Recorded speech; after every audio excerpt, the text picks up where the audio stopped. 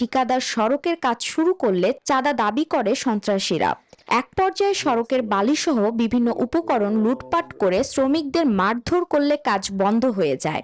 এ নিয়ে থানায় অভিযোগ করেন ঠিকাদার। ফেনীর দাগনভূঞায় চাঁদা না পেয়ে 7টি সড়কের কাজ বন্ধ করে দিয়েছে সন্ত্রাসীরা। এতে চরম দুর্ভোগে পড়েছেন এসব সড়কে যাতায়াতকারী এবং যানবাহন চালকরা। এ নিয়ে থানায় লিখিত অভিযোগ করে প্রাণের ভয়ে পালিয়ে বেড়াচ্ছেন ঠিকাদার।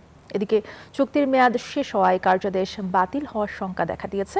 আর পুলিশ ও উপজেলা প্রশাসন বলছে কাজ শুরু করতে আন্তরিকতার অভাব নেই। ফেনী প্রতিনিধি ইয়াসিন সুমনের তথ্য ছবিতে ডেস্ক রিপোর্ট।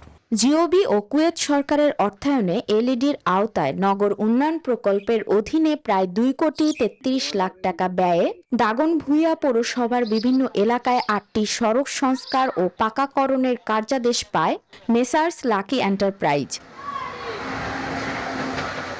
চুক্তি অনুযায়ী ঠিকাদার সড়কের কাজ শুরু করলে চাঁদা দাবি করে সন্ত্রাসীরা।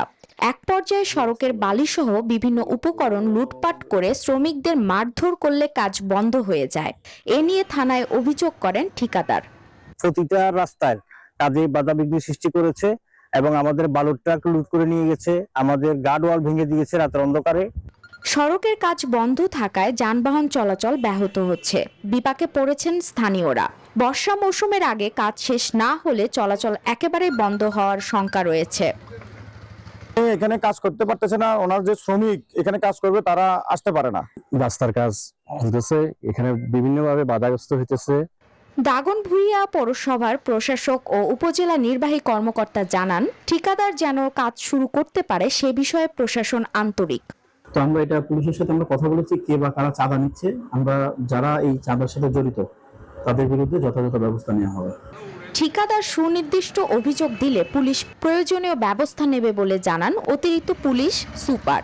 তার যদি কাজ করার ক্ষেত্রে কোনো ধরনের প্রতিবন্ধকতা বোধ করেন, কারা প্রতিবন্ধকতা তৈরি করে এই ব্যাপারে যদি সুনির্দিষ্ট অভিযোগ দেয় আমরা অবশ্যই প্রয়োজনীয় ব্যবস্থা গ্রহণ করবো। এদিকে এলজিডি থেকে 1 এপ্রিল এক চিঠি দিয়ে দাগনভূঞা পৌরসভা প্রশাসককে জানানো হয়, নির্দিষ্ট সময়ে কাজ শেষ করতে না পারায় বিষয়টি উন্নয়ন সহযোগী সংস্থা কুয়েত বিষয়টি ভালোভাবে দেখছে না। দ্রুত সময়ে কাজ শেষ করতে না পারলে চুক্তি বাতিল করার প্রস্তাব প্রেরণ করতে প্রশাসককে অনুরোধ করা হয় ওই চিঠিতে। Desk report, news 24।